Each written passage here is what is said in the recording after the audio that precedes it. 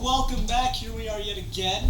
We just finished up with The Dark Knight, and it's a movie that gets better every time I watch it. Now, I've always said that the mark of a great film, and I don't know if I've said this on the show, the mark of a great film is every time you watch it, you notice something new.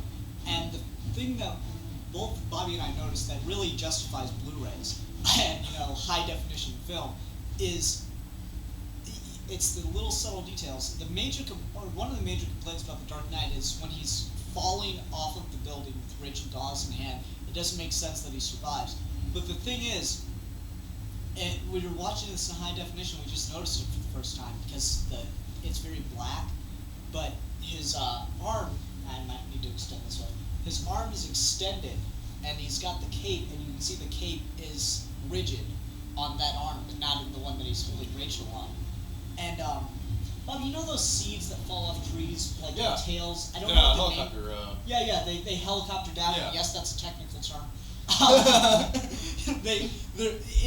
They're kind of making those motions, so it's actually more believable that they would survive because he definitely cut down their, I don't know, It was definitely, speed. it was definitely slowing him down. So I never noticed it before. That definitely. Yeah, it was really cool, and that was just one of the major things I noticed. I also noticed, watching this back-to-back with Begins for, I don't know, the third time now, I noticed that Batman has a line after he saves Gordon's son at the end, and Gordon says, "Thank you." Batman says, "You don't need to thank me." That's a callback to Begins.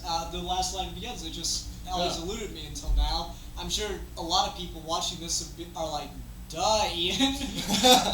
But for this time, it was still great. Oh yeah. Great film. There's I don't want to just praise the crap out of this film. It does have problems similar to problems that we'll discover with Dark Knight Rises, or purported problems.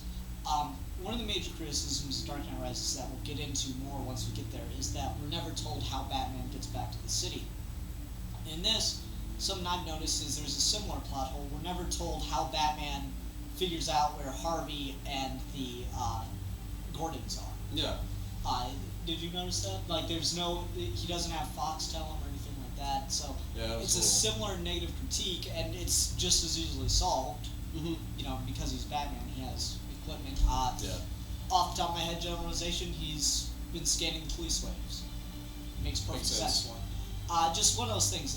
It's definitely worth noting that there are a couple little things like that, but it definitely doesn't detract from the movie as a whole. Heath Ledger, amazing performer. God, every time I watch him, I get horrified because I start laughing along with him at certain scenes.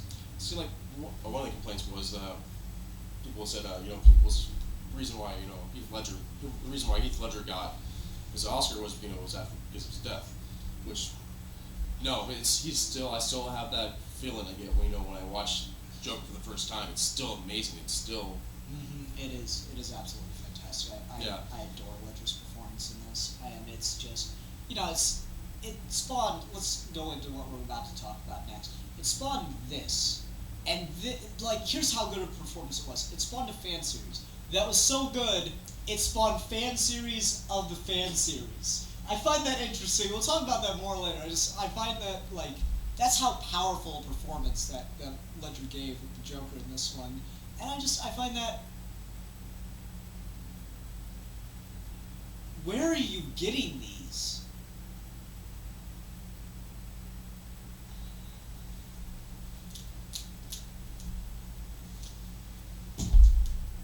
We'll be back with the Joker vlogs.